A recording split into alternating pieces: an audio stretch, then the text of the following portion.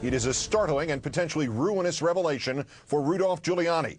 Our fifth story on the countdown, there are countless what-ifs about 9/11. Hundreds of events, maybe thousands of lives, any one of which, if just altered slightly, might have preempted the attacks. But this one involves a man identified tonight as a close business associate of Mr. Giuliani's. A man accused of having harbored in, then helped 9/11 mastermind Khalid Sheikh Mohammed escape from the Gulf nation of Qatar, hours before the arrest, or that would have been affected by an FBI team.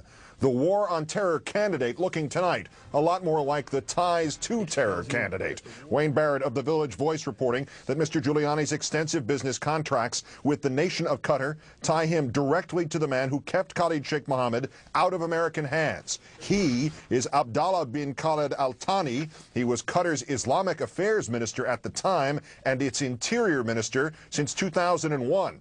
When the FBI was hours away from closing in on Khalid Sheikh Mohammed in 1996, Al Thani, who was harboring the suspect, is widely accused of tipping him off to the FBI agent's imminent arrival, as well as giving him 20 blank passports. Former CIA case officer Robert Baer says he did so with the blessing and probably the direct orders of this man, the Emir of Qatar. You may remember Sheikh Hamad bin Khalifa Al Thani from his trip to New York City during the 9/11 aftermath, offering to make a $3 million donation, most of it to go to the families of the victims. Mayor Giuliani more than glad to take that check and to serve as the Emir's personal tour guide during his visit and to be his fellow guest on the Larry King Show on CNN.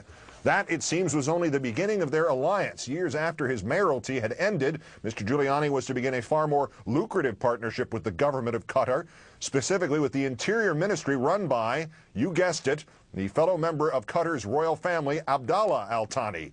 If letting the 9/11 mastermind go were not bad enough for that man, Al Thani is also said to have hosted Osama bin Laden on 2 separate visits to his farm.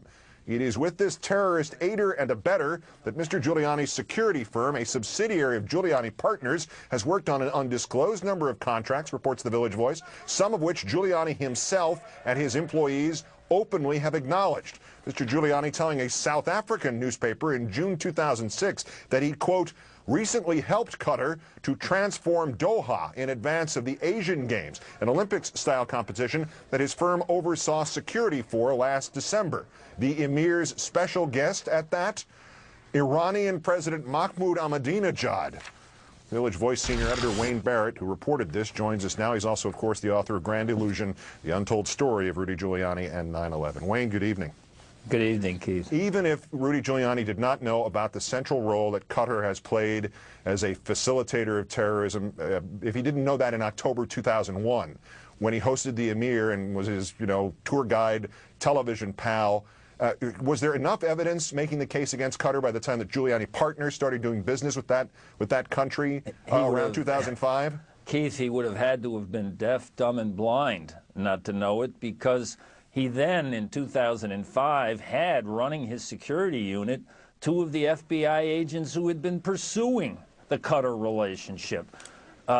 In fact, Ali Sofan, who was the lead FBI investigator in both the Khobar Towers case and in the in the Cole case, he was the lead investigator, and in the investigation of the embassy bombings in Africa, he was the lead investigator, and a Qatar, I have a hard time with the pronunciation of it, too. but a Qatar charitable society that the Emir directed the funding of.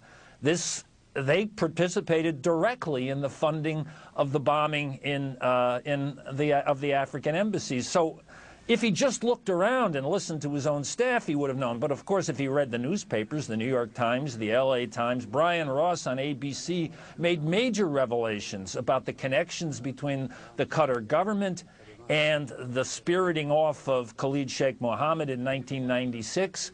The 9/11 Commission made references to it. The state reports, the Department of State reports on the country of Qatar alluded right up to 2004 to its protection of transnational terrorists.